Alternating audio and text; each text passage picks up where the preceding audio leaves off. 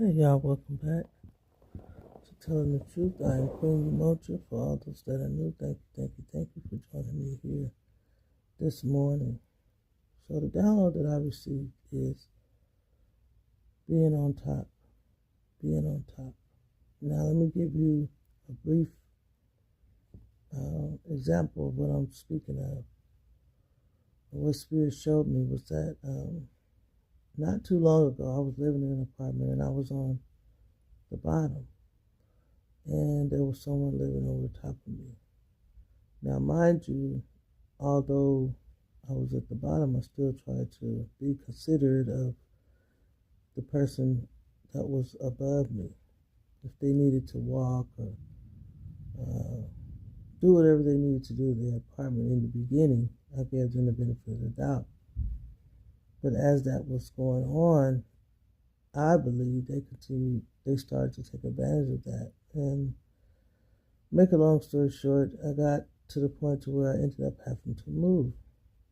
That was just one part of the reason why I had to move, why I chose to move. And so now I'm living in an apartment where I'm on top. The Spirit is saying when you're on top, it doesn't give you the right to stomp on another person just because you're on top. It doesn't give you a right to be rude to another person, someone that's up under you, to do things to make them feel uncomfortable because you're on top.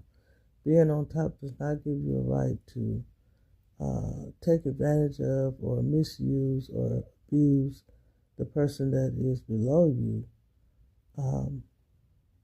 Being on top is actually a bigger responsibility than being up under on the bottom, because you have the advantage to make the other person's life miserable, but being on top is not what that means. Being on top is being even more, like I said, even more responsible, even more courteous, even more understanding, and trying to make sure that the person on the bottom is not feeling uncomfortable.